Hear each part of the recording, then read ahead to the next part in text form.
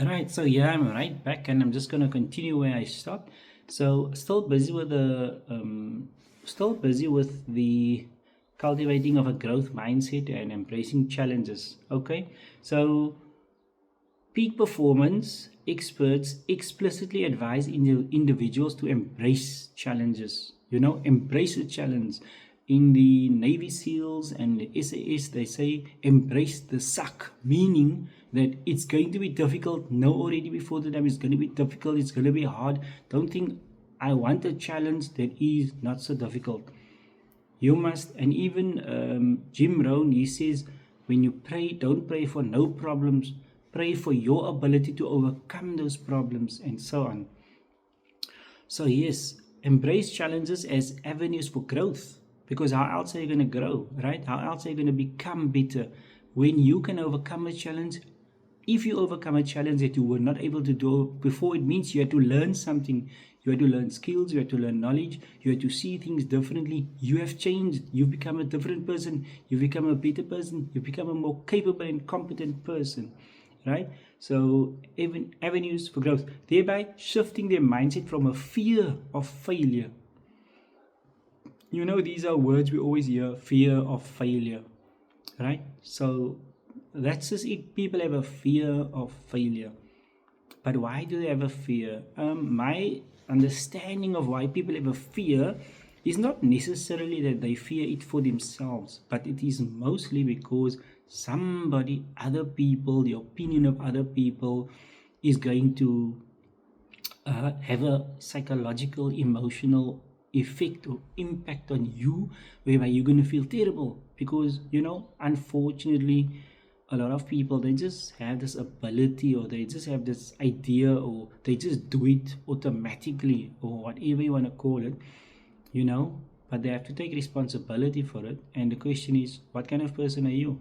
Do you have opinions about other people when they are trying something? Do you kind of somehow insinuate and suggest that there's something wrong with them or something, or do you encourage and support and yet hold them accountable? See, there's a big important thing there. You must hold people accountable, but yet you must encourage them. So you can point out where they are wrong if you think there's a place where they are wrong, but you must still support them. So it's not to kind of condemn them and judge them and criticize them and belittle them and humiliate them and embarrass them. Encourage, rather, support, help, advise. Let them feel that, wow, I'm trying, and so on, right? So let people try, let them feel you are there to help them achieve the goal. Many of these life coaches, they say, show me your 5 closest friends or best friends or the people you hang out the most, and I will show you whether or not and why you are succeeding or failing at achieving your goal, or getting maybe the life that you want, or being as happy as you want to be. Because the people you hang out, you will tend to become like them, and they will tend to become like you, and you will keep each other stuck in that loop or on that level. So if you want to, sometimes they say, if you want to become a better person, not a better person, but if you want to become more competent and so on, and sometimes just also a better person, then decide and find friends that are maybe on a, let's call it, a higher level or a more competent level, or maybe on a level where you want to be.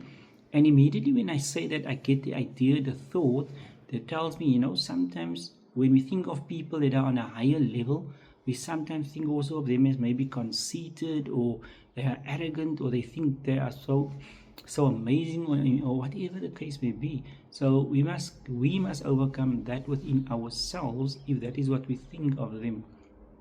Right. So so embracing of challenge is not merely about enduring difficulty. Right? It functions as a continuous feedback mechanism that significantly accelerates skill acquisition and problem solving capabilities. So the embrace of challenges is not merely about enduring difficulty. So it's not just about, okay, I'm gonna endure it, I'm gonna go through it, it's gonna, for the sake of going through it. No, it says that if you do it, you will acquire skill, your skill acquisition, how fast you can learn something, and it will accelerate, it will become faster and faster. Why? Because you are open to it, right? And your problem solving capabilities also, you'll become much better and faster at solving problems, right? And so this continuous engagement with difficulty, reframed as learning, right, it will foster a rapid evolution of capabilities, as I just said, right? And so successful people are people who have a growth mindset, so develop that growth mindset. Then, still under this pillar of an unwavering mindset, the next one says the power of belief, possibility, self-efficacy, and inverse paranoia. So there's three things here under the power of belief: possibility, self-efficacy, and inverse paranoia.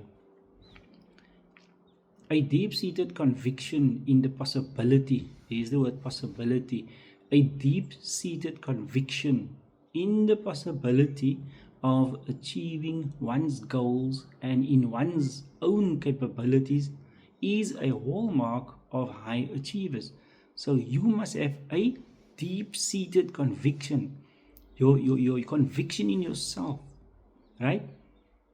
In the possibility of achieving your goals based on your own capabilities.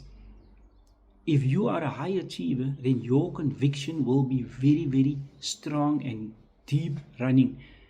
If you're not a high achiever, then it won't be that deep. It will fluctuate. Sometimes you'll believe, sometimes you won't. Sometimes you believe, sometimes you won't. Now, this is also something you have to work on constantly, right? So this internal belief is often coupled with an optimistic outlook termed, right? It's coupled with an optimistic outlook, right? Termed inverse paranoia, where one believes the world is conspiring to facilitate your success.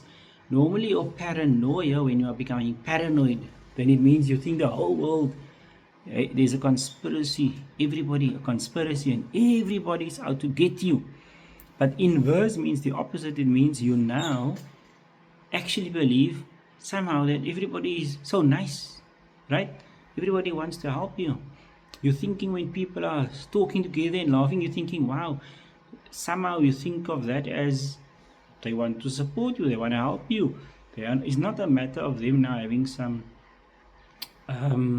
opinion about you that is belittling you or anything, right? So this positive expectation, look at those two words, positive expectation. I said I'm going to come back to the word expectation, right? So this positive expectation actively attract opportunities, right? So it means you will somehow attract opportunities because of this, right? So something called the Pygmalion effect, where high expectation demonstrates improved performance. So the Pygmalion effect means somebody else believes in you.